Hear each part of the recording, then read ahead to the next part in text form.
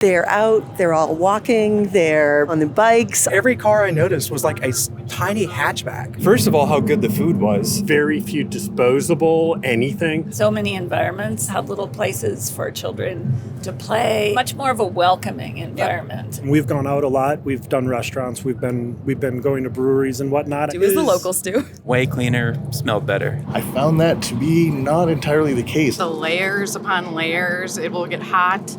They're all of a sudden down to like a t-shirt. Stay out of the bike lanes. Right, absolutely. That's the number one rule.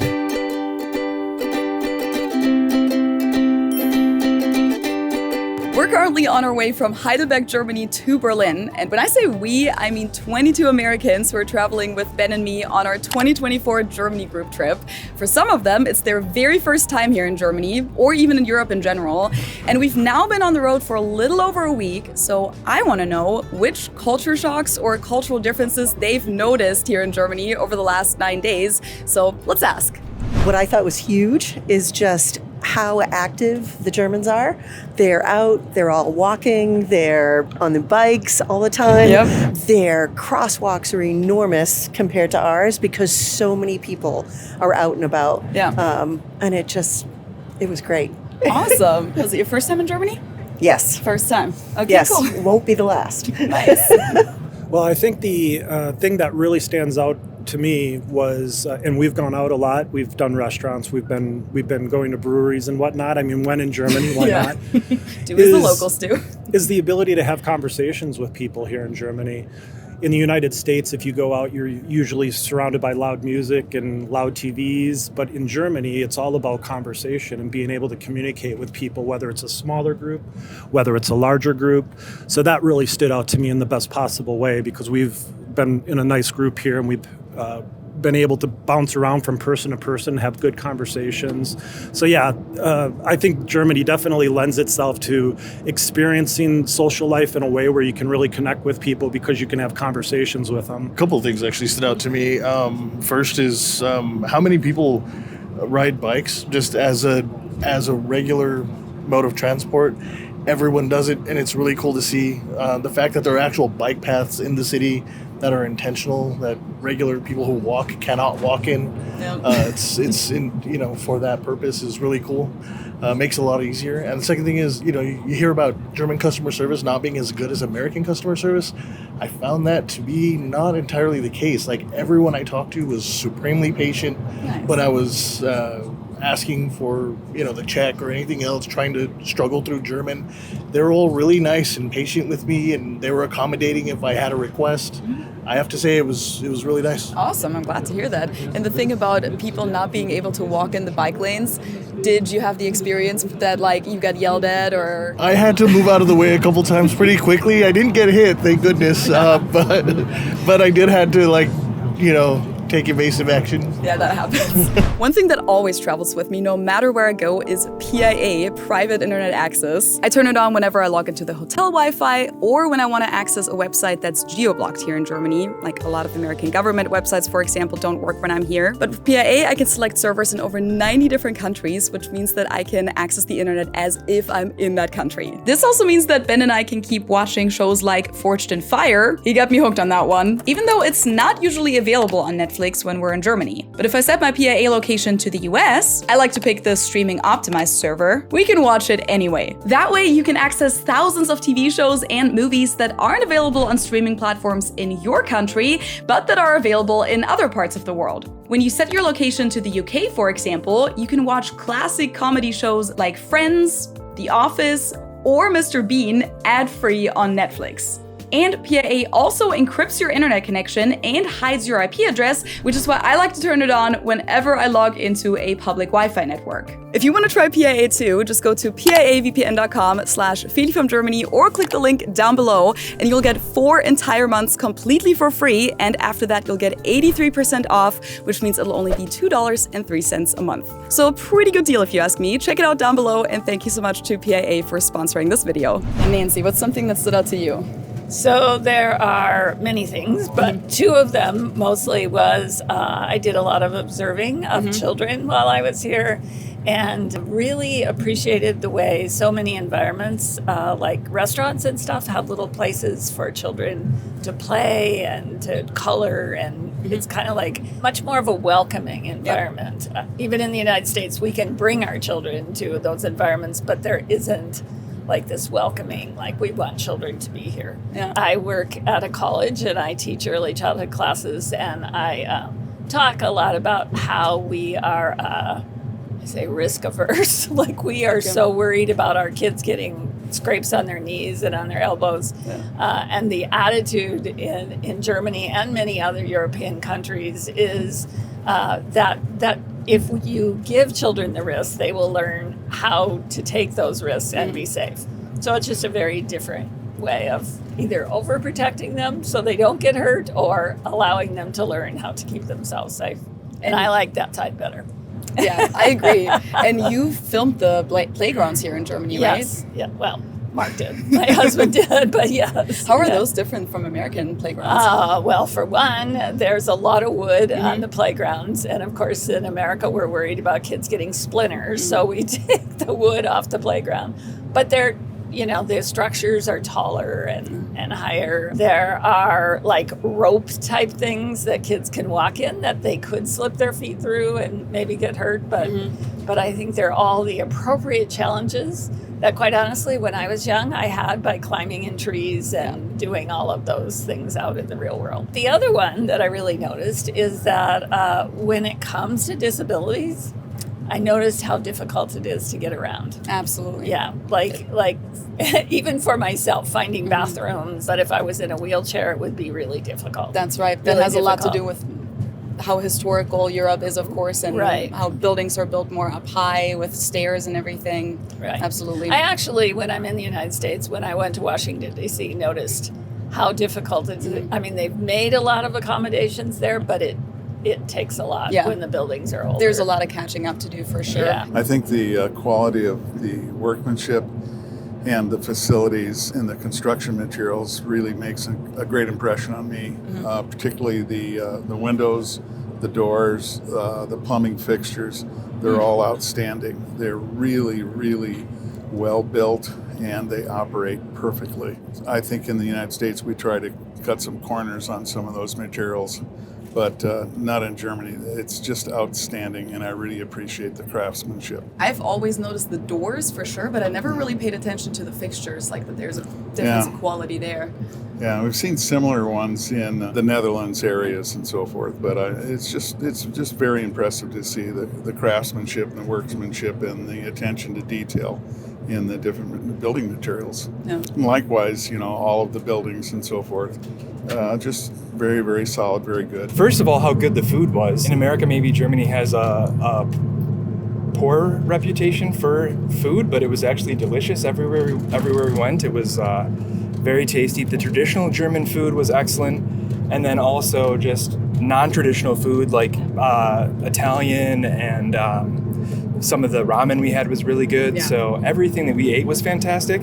One thing that did surprise me was in America, we also hear how much deference is paid to World War II and things that took place, and how much education is provided to the German citizens about everything that took place. So it surprised me when we were at the Nuremberg Trials Museum and a group of German teenagers came in and really were kind of loud and kind of noisy in sort of a sacred space. But I think that's also just kids can be kids, teens can be teens. That's sort of universal throughout the world. So, and I think after the guard reminded them to be quiet, they were very respectful after that. That's interesting. I remember the first time that we went to a concentration camp in 9th grade. Everyone's 15, 14 years old, right? And I think it's also almost like a coping mechanism a little bit, because everyone knows it's like really, really heavy. But also you're on a school trip. Everyone's excited that they don't have to be in the classroom that day. So it's kind of like a balance act between the two. But I remember we were there in 9th grade and we were kind of loud too, but that doesn't mean that it didn't affect us. Right. I think everyone kind of tried to play it cool a little bit too. Sure. I noticed how prepared Germans seem to be. Like the weather obviously changes here so much, but the layers upon layers, it will get hot. They're all of a sudden down to like a t-shirt. It starts pouring. They have their raincoat ready. So it's just like everything is just a little bit more prepared than I think we think about in the States. I absolutely agree about that, because whenever I go out with Ben, I'll be like, yeah, don't you want to bring something to wear later? It's going to get cold. We're going to take the bike. And he's like, no, I'll be fine. You know, I can wear the same outfit all day long, and I'll bring like a sweater and a raincoat and an umbrella and sunglasses and sunscreen, because you never know what the weather is going to do. And we actually have a word for that too. In German, we call it Zwiebellook, onion look, because you dress up like an onion with lots of layers. Lots of layers. There you go. But to add to that, when we were in Heidelberg last night, it started to rain after our dinner. So I threw my poncho on. And as we walked back to the hotel, Shayna was behind me, and she was noticing quite a few people laughing at me, chuckling a few points. So maybe the ponchos are looked as a little, you know, maybe not such a stylish thing not to so wear. stylish, and it definitely was not stylish. A lot of Germans have very expensive functional wear. You know, the good raincoats. Yes. So you're saying they don't wear a garbage bag when they're walking? Exactly. A couple of things I noticed at first, honestly. You know, being tourists as we are, we went to a lot of tourist destinations, but I was actually surprised to see that a lot of the prices for souvenirs or just things that you need in day-to-day life, umbrellas, as we needed many times on this trip. Typical German weather. But the prices were actually very reasonable, even where, you know, normally as an American, those tourist destinations, I would expect them to be highly elevated, just inflated pricings, but I was very surprised to see that everything was very affordably priced. And then when we went to the grocery store this morning, again, I was expecting to pay $20, $25, and what I bought was about $9. Yep. I thought that was really cool. I agree. Well, actually, on that topic, Ben, behind the camera, gets a snow globe everywhere he goes. And I think the most expensive snow globe was when we went to Asheville in the US at Biltmore. And your snow globe was what, like $50? $50. How much do you pay here in Germany? $9 or €9 in this case. Yeah. It's crazy, right? And this may be a European thing. I'm not sure or not. We were in Nuremberg. We were walking down the street one day, and I was looking at all the different cars. They have a lot of different models here that we don't have in the United States. But every car I noticed was like a tiny hatchback, which we don't have many of. I'm from the South, Alabama, and you know what you're going to see there are large pickup trucks, SUVs, large Suburbans, you know, large cars. Yeah. But everything I saw, I was like hatchback, and I thought that was very interesting. Very true. I think that is a European thing. Yeah. I couldn't believe it. I was like, and again, a lot of models I'm not used to. Yeah. And then the last thing I really noticed, honestly, was it was a little difficult to find drip coffee. Or filter coffee. Yeah, filter coffee. I would go in and be like, hey, do you just have black coffee? And they're like, no, do you know a cappuccino? Or I was like, it's been great. Wonderful experience.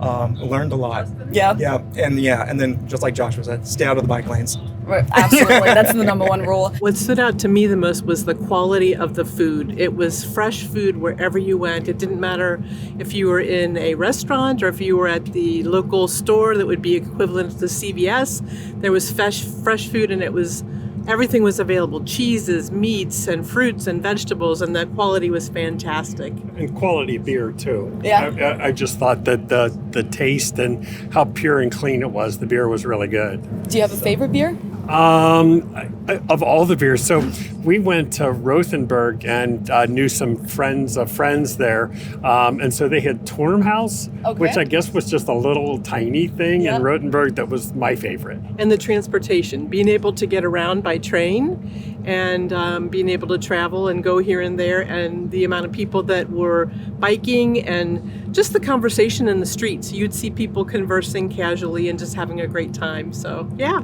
it was a great experience. I don't think Cincinnati has a lot of that transportation just because of the amount of hills. Makes it really hard for people to bike and get around and that kind of stuff. But you know, how many times we had to stop loading the bus today because all of the people riding the bikes going by. Absolutely. You know? The fact that they don't have very few disposable anything, like no disposable forks and disposable, plates and all of that kind of stuff. And I mean, at one time growing up, they had all bottles had deposits on them, and they've gone back to that. Like Michigan still does that, but since it's just easier for people to just throw stuff away, so the use and not throwing everything away was really striking. That was a big That's a really Yeah. good point, yeah. There certainly wasn't much culture shock because I was born here and I grew up here. So Right. I feel like the hat gives it away too. So I got to see the small town where I grew up before we met, and then by coincidence we drove through the town where I was born on the way to Heidelberg. But the two things that struck me the most, one of them pretty trivial. In Bavaria and somewhat in Baden-Württemberg, I noticed that the crops were corn. There were a lot of corn crops. Yeah. That wasn't a thing when I was growing up. Interesting. And the second thing, even though I knew it abstractly before I came here, but seeing how active outdoors Germans in particular, but Europeans in general are.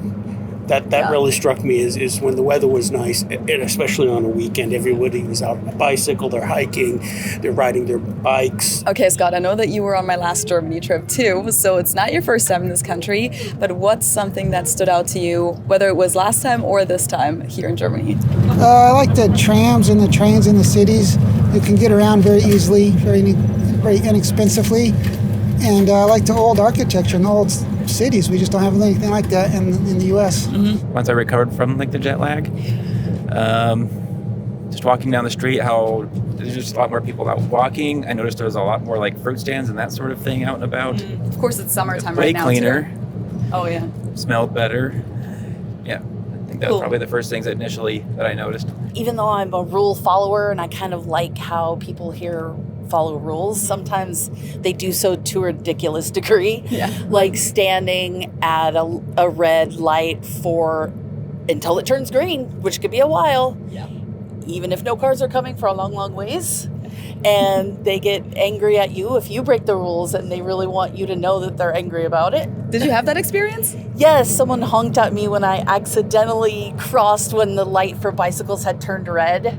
Wow. Just like a second before, and he was like, no, you follow the rules. Oh my God. But the first time I was here, I think the biggest surprise to me is that people can carry beers around everywhere. Yeah. And we're like, oh my gosh, it's like 4 o'clock in the afternoon. Everyone has a beer in their hand, and they're getting on the train, and they're hanging out. Yeah. And the evenings seem more like a social time than just to get home. So. True. I feel like we also saw that a lot on this trip because it's July. Summer break is about to start for Bayern and Baden-Württemberg, and a lot of the days were very nice weather. I mean, we had a little bit of rain too, but we saw a lot of nice evenings in like Nuremberg or in Munich also, where people were just hanging out at the public squares with a beer or, at the side of the river and just enjoying themselves. Yes. So being outside seems to be more of a priority. Yeah. I know this wasn't your first time in Germany. You've been all around. Yes. No, this is our third time in Germany. So I was thinking about what is a new culture shock to me here. And one small one was burnt das Brot. Yeah. We talked about him quite a lot on this trip. Yeah. The other one to me was, we talked about a little bit at like children's playgrounds, that measured risk, that kind of slight danger that's built into them and everything, and that I found that kind of fascinating. And do you remember what your first culture shocks were when you came to Germany or to Europe for the first time? This is really stereotypical, but I would say it was the service. Okay, Yeah. I could see that. Yeah. Even how you have to twist their arm to even bring you the bill. Yeah. You're like, please let me pay. Right. Please come back. We have much to do still. Yeah. Also, Devin has a really cool Instagram page. He makes custom bikes. So you can check him out on Instagram at Alchemist Custom Bicycles. I'm going to put it right here.